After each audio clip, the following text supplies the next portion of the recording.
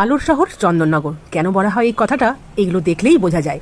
কি অপূর্ব যে দেখতে লাগছে। ঠিক মণ্ডপে ঢোকার আগের রাস্তাটা এইভাবে তৈরি করা হয়েছে আলোকসজ্জায়, ঠিক যেন মনে হচ্ছে সমুদ্রের ঢেউ।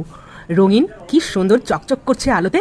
একটা একটা করে সমুদ্রের ঢেউ পেরিয়ে আমরা চলেছি মায়ের কাছে। সময় যতই এগোচ্ছে চন্দননগরের জগদ্ধাত্রী পুজোর সংখ্যাও ততই বাড়ছে। নাম না জানা কত যে সুন্দর সুন্দর মণ্ডপ রাস্তা যেতে যেতে চোখে পড়ে। যেমন এই মণ্ডপটা, কি সুন্দর কালার, কি সুন্দর যে মণ্ডপ সজ্জা। বাইরে থেকেই মাতৃ প্রতিমাকে দেখা যাচ্ছিল, তাই বাইরে দাঁড়িয়েই মাকে প্রণাম করে চললাম নেক্সট প্যান্ডেল ভিজিট করতে। তৃতীয়া থেকে ঠাকুর দেখা শুরু করেও দশমী পর্যন্ত এত ঠাকুর দেখা সম্ভব হয়ে ওঠে না। ঠাকুর দেখতে দেখতে আমরা হয়ে যাই ক্লান্ত, কিন্তু তা বললে তো হবে না, তাই চলে এলাম পরের প্যান্ডেল হপিংয়ে বড়বাজার সার্বজনীনে। কি সুন্দর লোকসঙ্গীত শোনা যাচ্ছে মণ্ডপে। হ্যাঁ, বড়বাজার সার্বজনীন 2025-এর থিম ছিল বীরভূমের গ্রামীণ জীবনধারা ও সংস্কৃতি।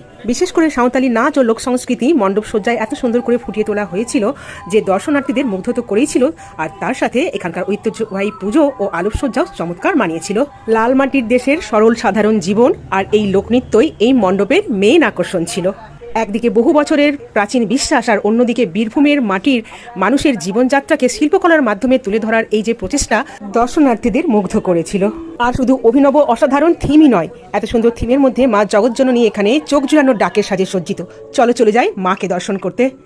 টুকটুকে লাল বেনারসিতে মা এখানে ডাকের সাজে সজ্জিত, গলায় হলুদ ফুলের মালা। কি অপূর্ব যে মায়ের রূপ, দেখলেই মন প্রাণ জুড়িয়ে যায়। উৎসব মানেই ধর্ম আর সংস্কৃতির মেলবন্ধন আর অনেকটা আনন্দ, তাই তো আবারও অপেক্ষায়। জয় মা জগদ্ধাত্রী।